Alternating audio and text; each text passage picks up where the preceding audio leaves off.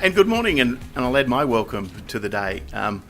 It's great to see almost a bigger crowd. We did the first version of this about 6 months ago, and we filled a room down in Melbourne and had a really, I think, exciting, stimulating and challenging day. And we've got a few more people here today to come and join this journey. So thank you very much for coming.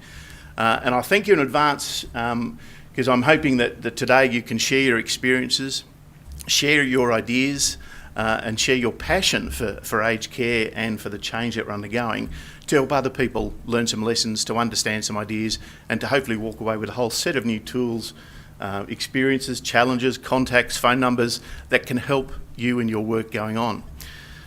So what I'm going to try and do this morning is put a bit of a frame around it, and some of you may have seen bits of this before, but I think it's important because we have a few people who weren't with us at the last forum to give you some context of what we're doing, what some of the challenges are in the aged care sector, and how we believe this project has been helping us move along.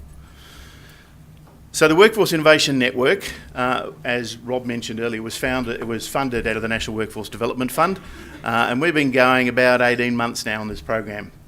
And most of the work is expected to finish at the end of June, but we've been fortunate to negotiate with the funding department that we cleverly, so it seems, when we first put this plan together, we had a 10% reserve just for contingencies, and we're allowed to spend that. So we're negotiating with the department for a 6-month extension for this project to try and give us an opportunity to make sure that we embed or continue some of the projects that are happening. So the details of that we don't know yet because we haven't negotiated that detail with the government, but Jen Hamer, who's sitting down at the front, hello Jen, go and have a chat to her, she's a little bit more up on those sorts of details. But the projects were aimed to look at helping with regional development, workforce development at a local and regional level. I always find it fascinating that we get sort of great announcements about national reform, but it's really not national reform. When you work through the myriad of state government regulations, local conditions, any successful initiative has to be posited and looked at through the lens of a local or regional solution. And that's why I think this project has been so effective, because it's allowed people to get together and say, well, what are the challenges? What are the issues? What are the solutions? Because every region and district will have different parts to play. And of course today we're going to see that. We've got 10 videos we're going to showcase, one from each of the WIN regions. And there are a number of business partners here who've all done different, worked with you to come up with different solutions and different models. And I think that's some of the richness of what's happening. The solutions are many and varied. And of course every region has some different priorities and needs. And we'll work through those today. So we have 10 regions operating, and you'll see bits of it. And as you wander around today, please go and make sure that you've met somebody from another region, because they've probably got some insights that you haven't managed to work through yet, or that will add value to the work that you're doing. But our purpose today is really to get down to share the experiences of the last 12 months. There's been a lot of work going on, a lot of activities occurring, a lot of sharing in regions and across regions, and today we're trying to move that forward. Our project has 3 months for the main project and 6 months we're not sure what's going to happen, but really our time is limited. So best case, we're going to have to wind this project up at the end of the year.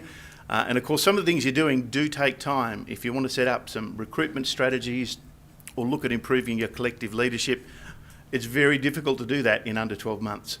And so we want to make sure that we can try and embed those lessons. So the experiences we can share today will assist each of us to try and plan and move these solutions along and hopefully complete the projects you're working on. We want to look at the lessons learned about how do we sustain this. Best case, we'll be here with you till December, but after that, regions and individual providers are going to need to look at where the future comes, because the only thing I can guarantee you is change is not going to stop. And so how do you keep working to look at how do we manage change, how do we understand what is happening, how do we acquire the workforce? And I'll talk through some of the numbers, because our pitch, our difference where we as a Skills Council operate is about trying to lead workforce development, because we believe that's one of the major issues, and I don't think it's been well addressed yet. And of course part of today is really consider the implications of change. We're still a little bit waiting.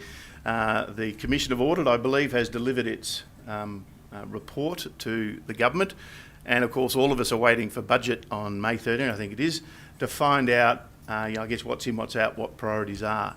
But within that discussion, I can pretty sure to guarantee that the health and care funding and priorities are still going to grow. They may not grow as fast, but they are still going to grow. And so the workforce numbers and the workforce challenges are going to be growing and developing with us. Of course, the WIN project was part of a wider package, and we're not going to be looking at the other projects. At the last forum we got to, we had some presentations around the other projects, which is around leadership, around the Nursing Pathways project, and around securing workforce sustainability for successful reform. So we will distribute the results of those projects as they wind up over the next couple of months. But today we're going to focus just on the Workforce Innovation Network project. So of course, this shouldn't be news to anyone. These are the challenges that we're facing, and these are the challenges that I believe will exacerbate over time. Demand for services moving, consumer-directed care, the other reforms in other, I guess, associated areas such as disability, such as mental health, are all impacting on the work you do and the change that's going to come. With some of the challenges around, while we have an economy that's still in pretty good shape, it's not growing as fast as it used to be. We have an ageing demographic. Saw some interesting stats at an Aged Care Insight conference last week that looks at the numbers of taxpayers versus those who are in retirement over time, and it's pretty scary. We're moving from about 10 taxpayers per retiree at the moment, and we're going to be down to 4 or 5 taxpayers per retiree. So we need to do something clever to work out how do we improve productivity, because the money is not going to flow as well as it flows now. And I know that's a bit frightening to say, because I don't think the dollars flow as well as they could to aged care, but it's going to get tougher and tighter, and how do we work with that? Of course, the future's uncertain. There could be another GFC, another global shock, different priorities, so it's really coping with how do we manage that. And for us, the system is very complex. As you all know, there are so many different regulations, so many different laws, so many different priorities, and the new government is promising a review of that red tape and that bureaucracy.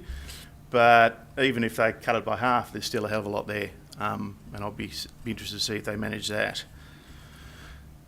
So for us, getting down to the workforce is a big area. The Productivity Commission looked at some numbers, and they're pretty scary. By 2050, the workforce is going to be about 1 million people in aged care. The frightening part is we need an extra 700,000 odd workers. Now, there are only about 400,000 people on the unemployment queue in Australia. So the challenge is, where are we going to find this workforce from? How are we going to get people into the workforce? How are we going to find people from declining industries? So what challenges have we got? So that's going to be the main part, is where do we get the workers from? And of course, some of the other, impacting challenges, the NDIS is roaring away and launching at the moment, and they're going to need 125,000 workers over the next 3 to 5 years. And I'll put my money on, I know where it's going to come from. It's going to be your workforce, because at the moment we have some pay differentials between what disability care is paying and what aged care is paying. So until we sort those sorts of things out, I think there's going to be a little bit of competition between the sectors, and that's unfortunate. And I think we need to work with the disability sector to make sure that we don't manoeuvre each other's people away from each other, and how do we work together to access that workforce.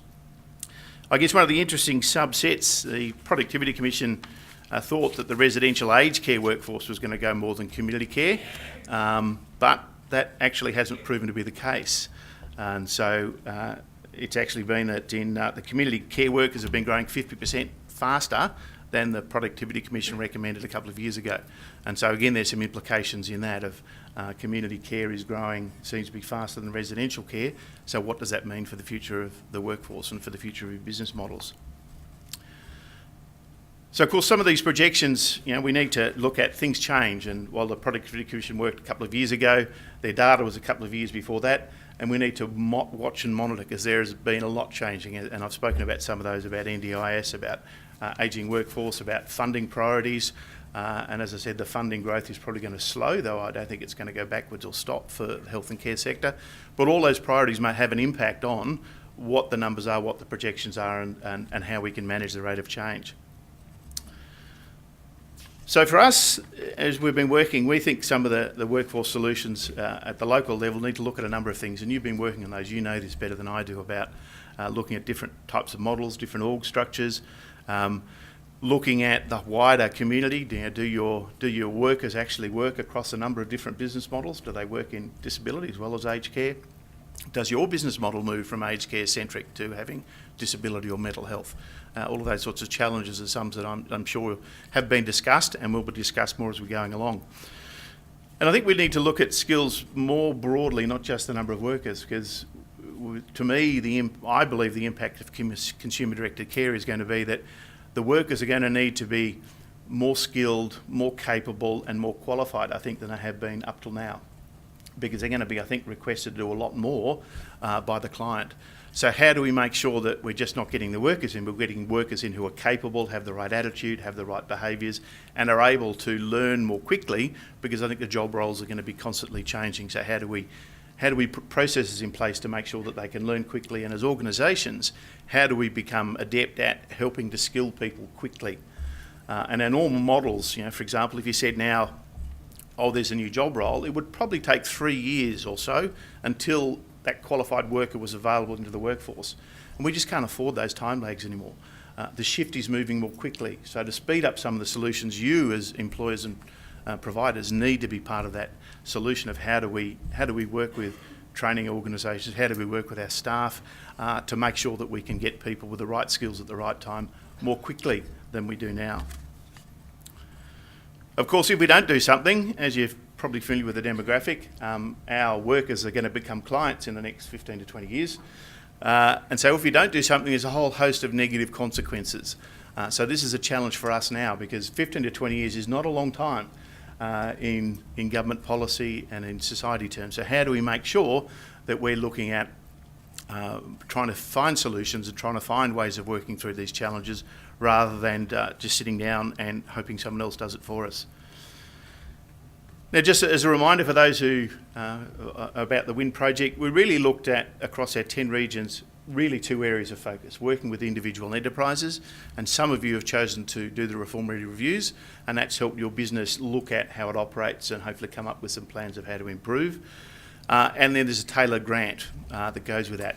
Now, of course, some of the things we'll talk about today, the tailored grants are moving a little bit more slowly, so some of the work that we're doing over the time extension is to make sure that we can embed those tailored grants and to make sure that organisations that have gone through that reform-ready review get the benefit of using that money and having the time to embed that.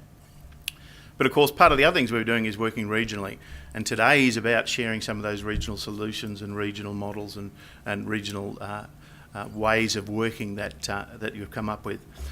And of course, a whole bunch of people have been involved in it, so it's not just been aged care providers. Region by region, there's been a quite interesting range of education providers, employment providers, regional development authorities, the clinical education network. So there's been a wider solution than just normally providers, employer organisations and employee organisations, and that's been, I think, part of the richness of the model and the solution.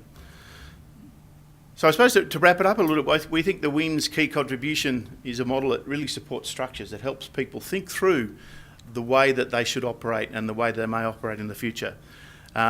It's led to some MOUs and some collaborative effort, which we think has been a great model, and some of those will be discussed today. Some of the working relationships we find are quite useful and profound, that people are sharing ideas, swapping ideas, because one of the challenges, of course, with consumer-directed care is an edge of competition can come into it.